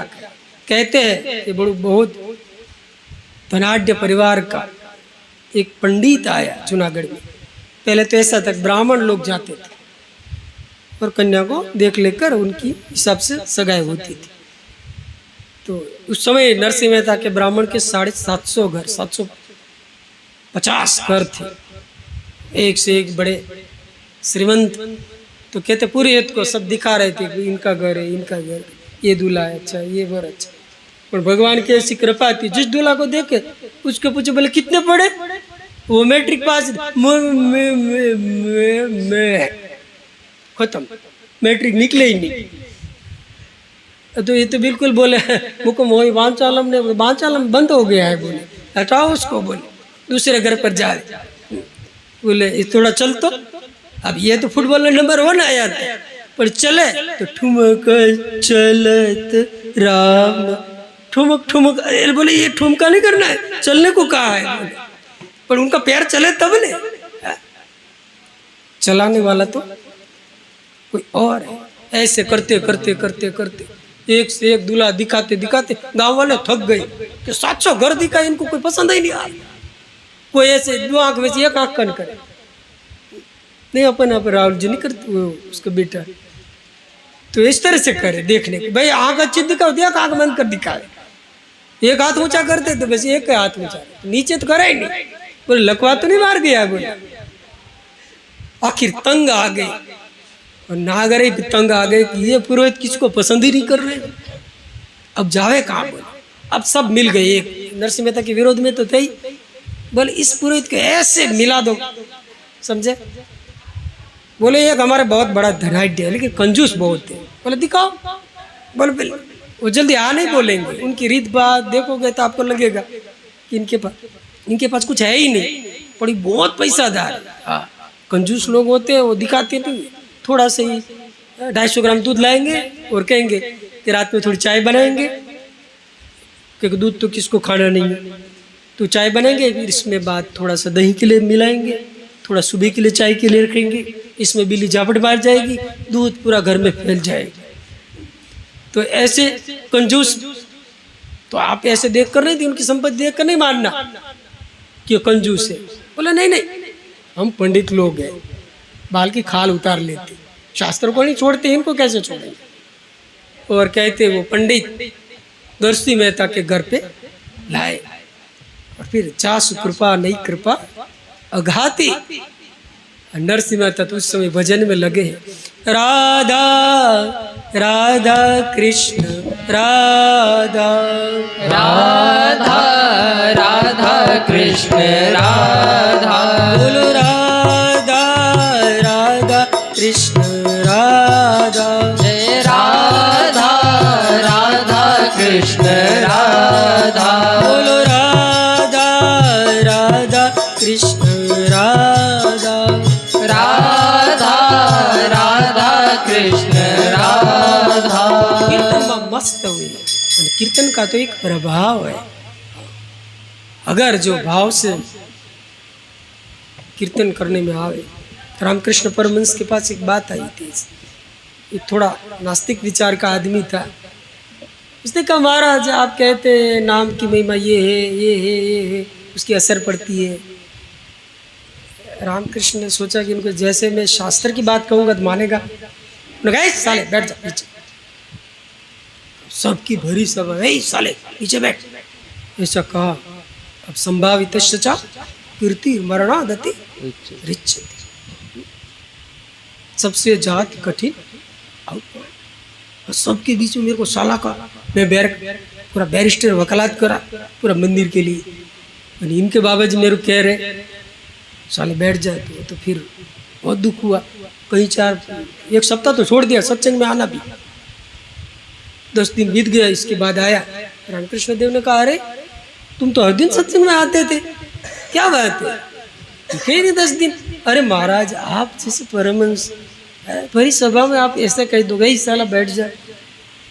अरे मेरे को तो याद ही नहीं है। बोले अरे आपको याद नहीं है पर हम बोले यही तेरा प्रश्न का जवाब है। ये साला इतना कहा तेरे को हृदय में लग गया, अक्षर का तो असर तो पड़ता है, ये तो पक्का हो गया। ये गाली का अक्षर का असर पड़ता है तो फिर राम नाम का क्यों नहीं पड़े? ये तो दृष्टि नहीं है। तो नरसिंह मेहता तो लीन हुए हैं कीर्तन में, और पंडित का प्रवेश, पंडित पूरा प्रभावित हो गया। इन्हें तक नहीं घर तो यही है, कुछ भी हो, और मति तो वही बदलते हैं ना। जब ध्रुव जी को स्पर्श किया शंख का भगवान और वेद प्रकट हो गए, ऐसे पंडित की सिर घुमाया भगवान। और मेहता जी तो फिर राम राम श्याम श्याम किया। मेहता जी बोले पधारिए पंडित जी। बोले आपके पुत्र है? बोले श्यामल। बोले हाँ। बोले इसकी सगाई करेंगे। अरे हमारा घर तो देखो। बोले नहीं नहीं दिखाओ। और कहते हैं कि उस समय तो बेचारे चिथड़े हाल श्यामल को प्रस्तुत किया, पर देखते ला जाई तन कोटी, करोड़ों कामदेव ने मात कर दे, ऐसे इनका पुत्र श्यामल शाह का रूप भगवान ने प्रस्तुत किया। पंडित देखते रह गए, चकित हो गए। मेरे जिस महात्मा थे इसने कहा पंडित जी आंख पटपटाते नहीं, क्या बात है? कुछ हुआ नहीं? देखते रह गए। बोले ये पुत्र हम हमारी कन्या के लिए। अरे बोला थोड़ा सोचो। अरे माणिक मेहती तो प्रसन्न हो गया। किसकी माँ को प्रसन्नता नहीं हो? निर्धन पुत्र, इनका विवाह का प्रसंग चले तो माँ की क्या अनपच, फिर बाद में बलन लड़ाई कुटाई होती रहे सास बहू में। और शुरुआत में तो बैंड बाजा बजाने में इतनी मशगूल रहती है, गीत गाने में तो चतुर हो जाती है थोड़े दिन, और फिर तो गालियाई की बचावर चलती है जिंदगी भर। माणिक मेहती प्रसन्न हो गई कि मेरी श्यामल का विवाह हुआ, और सगाई करके चले गए। जूनागढ़ के जितने नागर थे वो चकित रह गए। कमाल है, हाँ सूचनाम श्रीमंतम तो हम है, अने आ योगी नाम है कुले भवती दीमताम कहाँ देकर गया? पड़ी तो गया। अब सब नागरों की पंचायत इकट्ठी हुई और पत्र लिखा उनके ससुराल में कि ये तुम्हारा पंडित तो पता नहीं भांग पी कर गया था, ये भीख मंगा के वहां तुम्हारी कन्या जाएगी, दुख पाएगी। पत्र पीछे फेंक, वो पंडित पहुंचे पहले, पत्र भी पहुंच गया। पत्र हाथ में आया कि गांव के बड़े लोगों ने लिखा है। पंडित जी आए, बोले सगाई? बोला हाँ नरसिंह मेहता के घर पे। बोले नहीं नहीं ये आप कैंसिल करके आओ। बोले ये तो भीख मंगा है। अरे बोले भीख मंगा नहीं है, हमारा वचन मिथ्या नहीं होता है। अब क्या करा? कहते हैं कि इनके ससुराल पक्ष में से कहा कि चतुरंगी सेना लेकर आए बारात लेकर, तो नरसिंह मेहता को आना, नहीं तो बारात लेकर आना। अब इनके घर पे चतुरंगी सेना की क्या पर? दूल्हा को घोड़े पर बिठाते, आजकल तो बदल गया पर फिर भी पुरानी प्रथा थी। बोले चतुरंगी सेना ठाठ बाट से लेकर आवे तब तो, नहीं तो सगाई कैंसिल हो जाएगी। नरसिंह मेहता के वापस चिट्ठी आई। नरसिंह मेहता ने अपने क्या मतलब, ऊपर लिखा था श्री राधा कृष्णाभ्याम नमः। बस जिनको दिए वो संभालेगा। हे तू राम भजन कर, जग लड़े तो लड़वा दे, तो राम सुमीर मन। नरसिंह मेहता तो भजन में लगे। माणिक मेहती विचार करे सोरा का ब्याह है, इनको तो कुछ बनी नहीं है, कुछ वस्तु लानी, मंडप मंडप कुछ नहीं। बोले चिंता मत कर, चिंता दीन दयाल को मोमन सदा आनंद, जायो सो प्रति जायो। बोले आपने, अरे नहीं नहीं बोले प्रकृतिम स्मष्टभ्य विसृजामि पुनः पुनः। ये तो मैं और तू करता मति मन्यते बनते, बाकी चिंता मत कर। महासूचक जिस भगवान कहते, पर वो माणिक मेहती, अरे बोले कुछ तो पंडित मेहता जी समझो, कल बारात चढ़ेगी, घर में तो कुछ दाल चावल का भी कुछ नहीं है, बारात में आएंगे, बाराती को निमंत्रण देना है। बोले चिंता मत कर, चतुरंगी सेना जाएगी। बोले अब चतुरंगी के गांव के पूरे कोई एक लोग आने को तैयार नहीं थे। गांवों ने तो फाइनल कर रखा था कि इनका कैसे भी हो जाए लग्न टूट जाना चाहिए। गांव ने तो नियम करके पंचायत कर रही, कोई भी इसके घर पे जाएगा तो न्यात से बाहर निकाल दिया जाएगा। वहां तो कोई आने वाला था नहीं। नरसिंह मेहता तो मस्त, और फिर तो है ये यथा माम प्रपद्यन्ते तांस तथैव भजाम्यहम्। भगवत गीता के अनुसार जैसा भाव से मेरे बजता है वैसे मैं उसको भजता हूँ। अरे सेवक भगवान सेवक के कारण बड़े श्रीमंत धनाढ्य सेठों का रूप लेकर बग्गिया, रथों, हाथियों, घोड़ा, पालकियों ने जमघट लगी। गोलोक में से आवाज लगी, उद्धव, अर्जुन, अक्रूर कहाँ है? तुरंत दौड़ कर क्या है? बोले भारत में जा। तब तो 16,100 इकट्ठे हो गए। ऊपर झुंड ते झुंड की आई, सखियों की तो जुड़ने की झुंड एक की ढूंढ। बारात तो गोलोक में बहुत कम होती है बोले, नीचे जाने का अवसर मिले तैयारी करो बोले बारात में जाने की, और फिर तो सजने लगे, जल्दी करो। और फिर ये बारात चली चतुरंगी सेना। नरसिंह मेहता तो एक विवेक खातर सबको कह दिया कि भाई मेरा छोरा का ब्याह है, गांव वालों को आप आइए। बोले नहीं नहीं हम कोई नहीं आएंगे, इधर रंग ढंग दे, कुछ कपड़ा बपड़ा भी ढंग ढंगे, बारात लेकर कैसे जाएंगे। किसी ने बैलगाड़ी तक भी कुछ भी दिया नहीं। भगवान विचार करके नरसिंह मेहता ने कहा देखो अपने तो कर्तव्य है कर्म करने, जैसी है अपनी शक्ति इसके अनुसार करते हुए कर्म, अपने तो ब्याह करने जाना है, कैसे चलने न जाना वो भगवान। छोरा को आगे कर दे, तू आगे आगे चल मैं तेरे पीछे पीछे। और तो कोई तैयार थे नहीं, 10-20 महात्मा आए हुए थे। चलो महात्मा सोच चलो भंडारा हो जाएगा, बारात का भोजन है, 2-4 दिन रह जाएंगे, इधर उधर तो जम जाएगी, 2-3 लोटा थाली सब नया नया हो जाएगा। पीछे महात्मा, आगे श्यामल शाह, पीछे नरसिंह मेहता। राधे गोविंद राधे गोविंद राधे गोविंद राधे गोविंद राधे गोविंद भजो राधे गोविंद राधे गोविंद भजो राधे गोविंद राधे गोविंद भजो राधे गोविंद राधे गोविंद भजो राधे गोविंद वल्लभ श्रीनाथ भजो राधे गोविंद वल्लभ श्रीनाथ भजो राधे गोविंद राधे गोविंद भजो राधे गोविंद राधे गोविंद भजो राधे गोविंद। नरसिंह मेहता तो मस्त तेने आंखों बंद कर दी थी અને લઈ લાગી ગઈ। इधर तो भगवान 16,000 108 रानी और गोपियों की तो झुंड झुंड गीत गाते गाते आगे निकल गई। भक्त तो पीछे, आगे चतुरंगी सेना। और बारात पहुंच गई। किसी ने समाचार दिया कि बारात आ गई।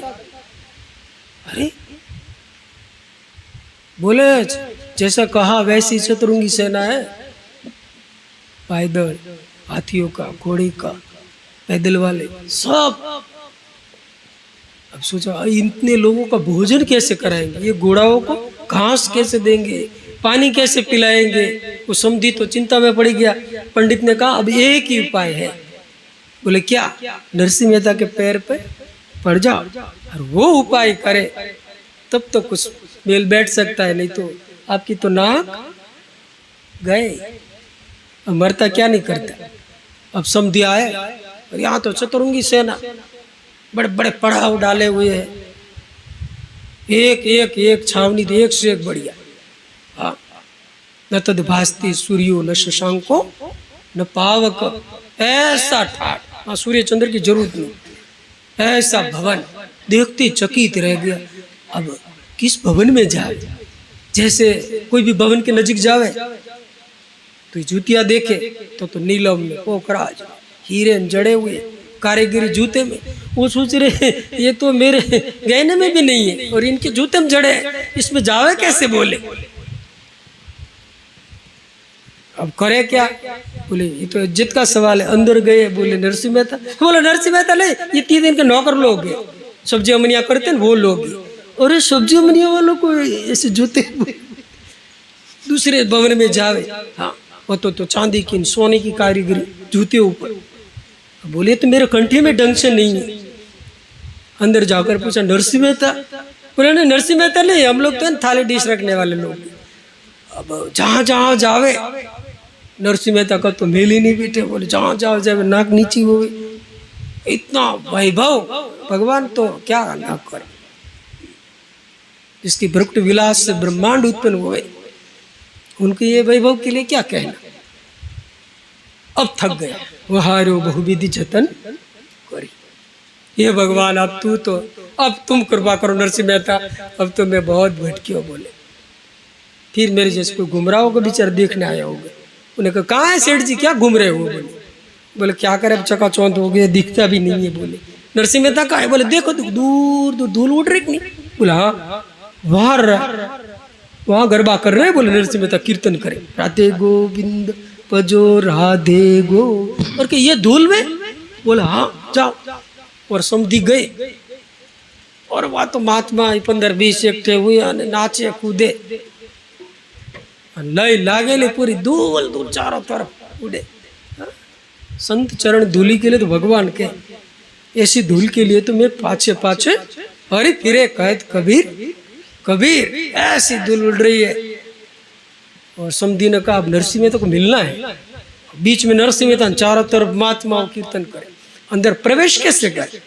इसमें धीरे से बाबा जी को हिलाए, ए बाबा ए बाबा ए बाबा। बाबा थोड़ा समाधि में से नीचे उतरा हुआ था, बाहर आया। बोले क्या है? आधी हिंदी आधी गुजराती बोले, क्या है? हुए? बोले हुए क्यों है? नहीं है। बोले समधी को मिलना है। बोले चल जाओ रास में निकल जाओ, अंदर चले जाओ, धूल के साथ धूल हो जाओ, अहंकारम बलम दर्पम कामम मिटा दो सब। बोले अरे भाई मिटा दो कि छोड़ो यार, बातचीत करो, ये ब्याह की बात है। बोले समधी को मिलना है बीच में। फिर नरसिंह मेहता को महात्मा अंदर गया, मेहता जी?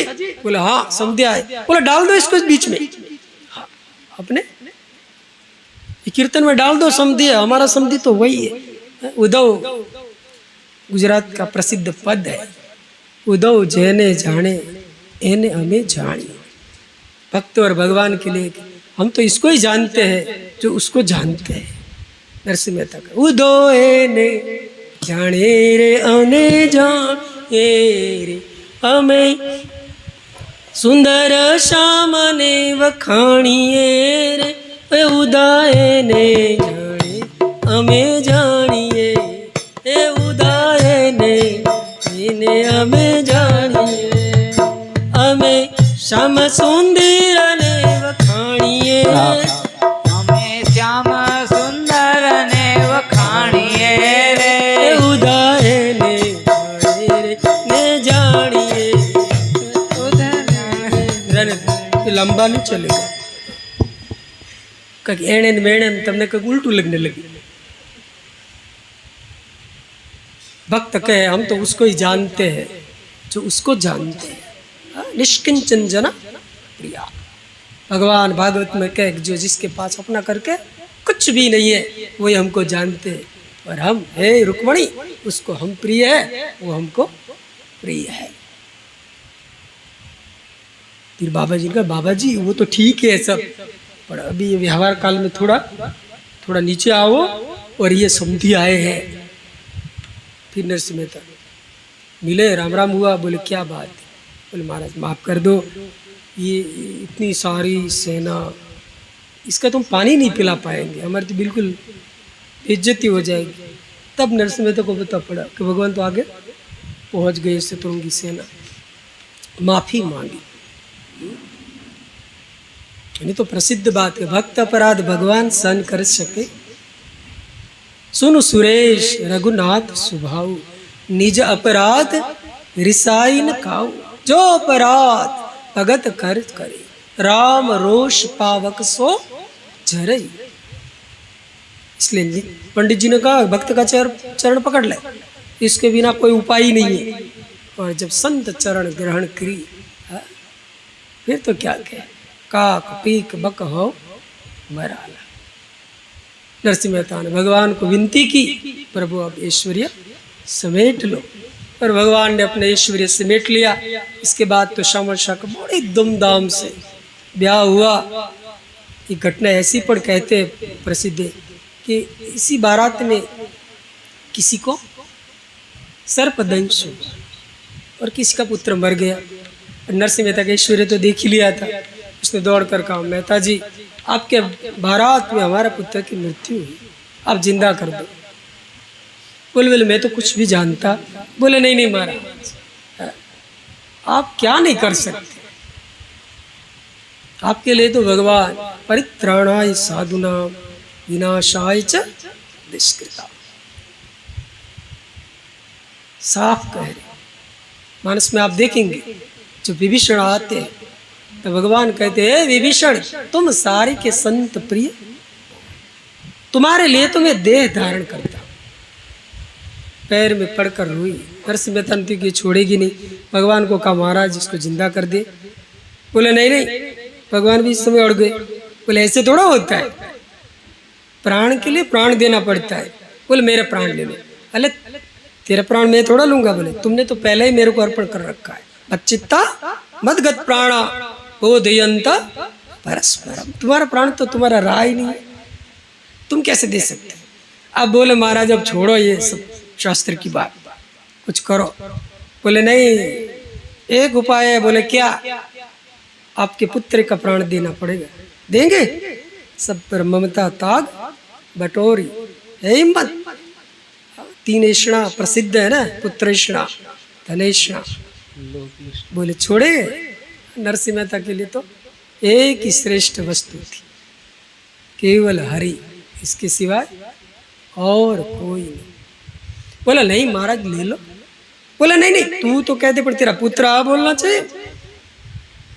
नरसिंह मेहता श्यामल शाह ने बोला कर कहा देख प्रभु तेरा प्राण मांग रहे, देगा, पर भक्त का पुत्र है। हा? वो कोई सामान्य तो हो ही नहीं सकता। योगी नाम भवते धीमता, वही योग भ्रष्ट कोई होता है, वही योगी के घर में जन्म लेते। श्यामल शाह ने खुला हम कहते कोई बात नहीं, भगवान चाहते तो मेरी मृत्यु अभी हो जाए। और कहते हैं श्यामल शाह को कह दिया कल तेरी मृत्यु हो जाएगी, तैयार? बोले हाँ। और फिर उस पुत्र को जीवित किया। नरसिंह मेहता पुत्र को लेकर घर पर आए। दूसरे दिन पुत्र की मृत्यु हो गई।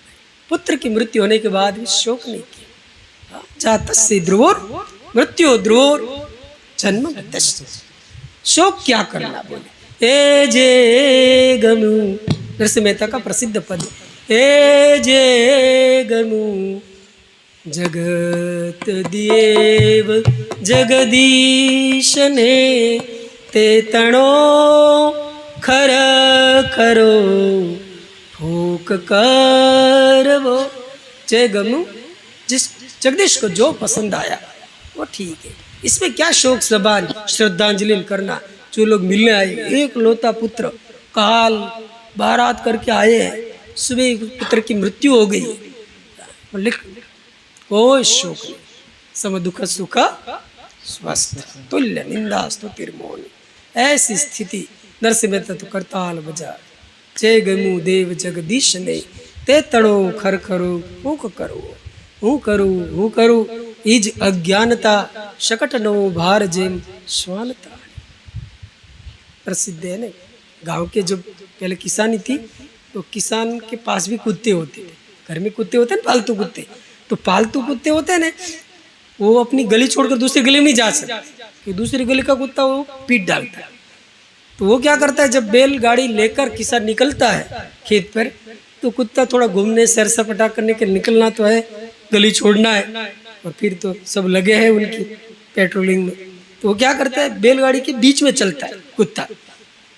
तो बेल होता है गाड़ी का, ऐसे पहले गाड़ी थे ऐसे डाल के धुआं डालते, तो बेल में बीच में कुत्ता चलता है, और फिर गाड़ी निकलती है गली के बाहर, तो बाहर की गली के कुत्ते सब इकट्ठे हो जाते, हवा हवा करते, बाहर निकल, नर्द हो तो बाहर निकल जा, हाँ शूरवीर हो तो बाहर आ जा, धाड़ पड़े ने वीर ने।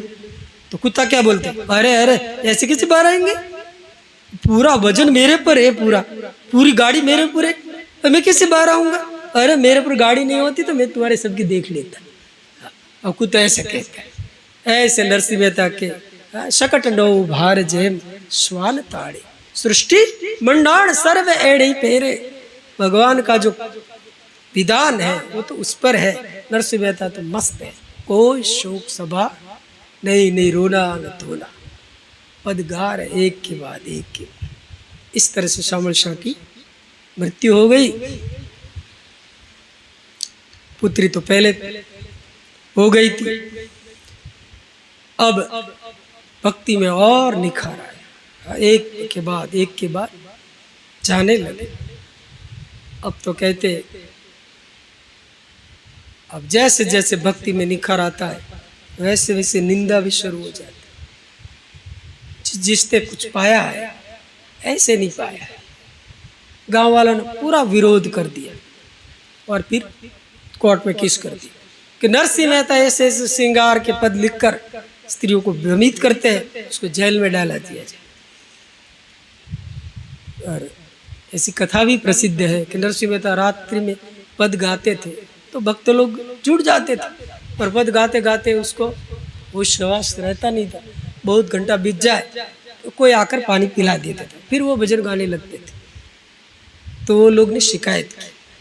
और नरसिंह मेहता की जो रचना है उसमें भक्ति के प्राय सब भाव का रस है। शांत रस, दास्य, माधुर्य, वात्सल्य, सबके पद मिलते हैं। इसमें एक मधुरता का पद है कि नरसिंह मेहता अपने गोपी भाव में कह रहे, मैं ठाकुर जी श्याम सुंदर के साथ सो रही हूँ, हाँ, और सुबह हो गई, वाणला आया, मतलब प्रहर फट गया। तो अब गोपी भाव में नरसिंह मेहता कह रहे, श्याम सुंदर अब आपका पीताम्बर मेरी तकिए के नीचे दब गया है, अब थोड़ा सा आप हिलो डुलो है, तब तो मैं अपनी चुनरी भी अंदर दब गई है, और आज तबिया के नीचे अब नहीं उठूंगी तो मेरी ननंद है, वो डांटेगी, सास बड़ी जोर करी गालियां देगी, तो श्याम सुंदर थोड़ा सा हिल जाए। वणला रे वाया कानूना, वणला रे वाया, जागो जशोदा जाया वाणला, तमारे ओशी के मारा चीर चंपाया। ओशी का शब्द है तकिया को गुजराती में ओशी का पद। आपके तकिए के नीचे मेरा चीर दब गया। तो ऐसा पद को ले लेकर लोगों ने कोर्ट में केस कर दिया कि ऐसे श्रृंगार के पद गा गा कर वो मोहित करते और ऐसा करते वैसे करते, उसको जेल में डालना चाहिए। उस समय के राजा मांडलिक का राज्य केस चला, नरसिंह मेहता को जेल में डाल। लोग को पता थी कि इनके पास केदार राग है, भगवान ने राग दिया था, जब भी गाएगा मैं जहां से होऊंगा वहां आ जाऊँ। तो लोगों ने पहला ड्रामा रचा, एक आदमी को तैयार किया और नरसिंह मेहता के पास जाकर कहा कि मेरी बेटी का ब्याह है, मेरे को कुछ पैसा दीजिए। बोले मैं निर्धन कहाँ से दूँ? बोले नहीं नहीं नहीं, आप कुछ भी कर सकते। बोले मैं कैसे दूँ? बोले आप अपना राग है न केदार, वो गिरवे पर रख दो, थाती के रूप में रख दो कि जब तक आप पैसा नहीं जमा कर सको तब तक आप केदार राग नहीं गाओ, और महाजन आपको पैसा दे देंगे। वो तो प्लांट बनाता। नरसिंह मेहता ने कहा ठीक है भाई, तेरा काम होता है, तो मैं केदार राग नहीं गाऊंगा, क्या मेरे है दुनिया तो। और कहते हैं कि केदार राग थाती में दे दिया महाजन को, महाजन को पैसा दे दिया, इधर केस हो गया, नरसिंह मेहता को जेल में डाल दिया। अब कहाँ जाएगा? गाएगा रही है और जेल में रहेगा। अब सब खिल्ली उड़ेगी बाबा की। और फिर नरसिंह मेहता ने तो उस समय राजा मंडलिक ने कहा एक काम और है। बोले क्या? बोले भगवान का मंदिर का जो हार है, ऐसी एक बात थी उस समय कि नरसिंह मेहता जब पदों में लीन होते थे कीर्तन में, तो भगवान के विग्रह में थे हार उड़कर नरसिंह मेहता के गले में आ जाता था। एक चमत्कार होता था। अब वो लोग सहन कर नहीं पाते थे, बोले भाई ये चेटक वेटक करके हार को उड़ा के गले में पहनता है। तो राजा को चढ़ाया था। राजा ने कहा मंदिर का लॉक मरवा दिया जाए, और कह दिया नरसिंह मेहता का जो ये हार गले में ना आए तो सुबह सर काट लिया जाएगा। और राग तो गा नहीं सकता। नरसिंह मेहता ने एक के बाद कई पद गाया है। कई प्रसिद्ध पदों है गुजराती में। ए जीवाला आरने काजे नव मारी, ये जीवाला हारने काजे नव मारी, ए हठिलारी अमने मारा रे पछी मारा नाथ जी चढ़से भई तमने। ये हरि है, एक हार के लिए मेरे को मरवा डालोगे? और फिर हो भाई तो आपको ही लगेगा। द्रौपदी कहे न जाएगी लाज तुम्हारी, नाथ मेरो क्या बिगड़ेगा। नरसिंह मेहता कहे महाराज एक हार के लिए मेरे को मरवा डालोगे? केदार तो गिरवे मुकवा दिया है, मेरे को पता है पक्का, नहीं तो कहाँ जाओगे, नहीं आओगे। आधी रात हुई है, अरे कितनी छोटी सी बात है। बोले ए जीवाला हीरा ने फूलनो हार लो। हीर माने रेशम की डोरी, एक पतला सा धागा है, इनमें थोड़ा सा फूल है। ए जीवाला हीरा ने फूलनो हार लो, गोविंदा गू थी लाओ, बंदीवान आकर छुड़ाओ। इसमें क्या है, एक छोटा सा धागा और थोड़ा फूल है। मेरे को तो लगता है आधी रात बीत गई, लगता है तो आपको नींद आ गई है। भगवान को कहते गुजराती, रजनी बीत गई विठला जागो न वेला। अब तो जागो, आधी रात पौनी रात बीत गई। एक दो प्रहर नींद कर रहे तो आदमी एक दो बार जग जाता है थोड़ी करवट लेने के लिए, बिल्कुल आप तो सुनते ही नहीं बोले। मेरे को तो लगता है कि पिला दिया है किसी ने, बेहोश कर दिया है क्या, कि राजा ने कुछ रिश्वत दे दी है क्या, पाई नहीं है। भक्त है ना, कुछ भी बोल सकता है, मौज है बोले, विधि निषेध से ऊपर है। वेदेषु यज्ञेषु तपस्सु चैव दानेषु यत् पुण्य फलम प्रदिष्टम। ये स्थिति को कहा तो मेरा कर्म ऐसा हो गया है कि आपके कान ही पल्ले नहीं पड़ रही। भगवान को हुआ कि ये तो केदार गाएगा नहीं, आधी पौनी रात हो गई है, अब तो मेरे ही करना पड़ेगा। और भगवान कहते एक नरसिंह मेहता का रूप लेकर, जो महाजन के पास पैसा दिया था वहाँ पैसा लेकर गए, आधी रात को खटखटाए, बोले महाजन, बोले हाँ कौन, बोले नरसिंह मेहता। बोले क्यों आधी रात को, बोले आपका पैसा। अरे बोले मेहता जी पैसा सुबह लेकर आते होते। बोले नहीं नहीं, दूसरे का पैसा कब तक रखे हम, और पैसा दिलवा दिया। चिट्ठी केदार की छुड़वा दी। भगवान ने चिट्ठी नरसिंह मेहता के गोद में डाली, करता और जहाँ पड़ी ओ केदार छूट गयो, और नरसिंह मेहता के कंठ में से फिर रुदा हुआ केदार छूटा। दर्शन दो घन श्याम नाथ मोरी अखियाँ प्यासी रे, दर्शन दो घन श्याम आज मोरी अखियाँ प्यासी रे। एक कादार जब छेड़ा, मंदिर के ताले टूट गए, हार उड़कर नरसिंह मेहता के गले में। एक कथा तो ऐसी भी है कि नरसिंह मेहता भजन गाने लगे और राजा की रानी ने आकर, भगवान ने राजा की रानी का वेश लिया और पानी का लोटा लेकर नरसिंह मेहता को, राजा देखते रह गई, रानी तो अंतपुर में थी, यहाँ कैसे आ गई। इसलिए कवि ने कहा, प्रथम ही उंडी लखी सो प्रभु दीन शिकार, रानी होकर पानी पायो दियो गले कुहार, मंडली करा जानिमो जान नरसैयो संत, भक्तन के कारण प्रभु ऐसे किए अनंत। नरसिंह मेहता का चरित्र तो बहुत विस्तार है। कल हम एक दो प्रसंग और लेंगे। अब तो 10 बजने आ रहा है, थोड़ी देर के लिए कीर्तन हो जाए और आज विराम ले। राधा राधा कृष्ण राधा राधा राधा कृष्ण राधा, बोलो राधा राधा कृष्ण राधा राधा राधा कृष्ण राधा, बोलो राधा राधा कृष्ण राधा राधा राधा कृष्ण राधा, राधा हरि बोल कृष्ण राधा राधा राधा कृष्ण राधा, राधा राधा कृष्ण राधा राधा राधा कृष्ण राधा, राधा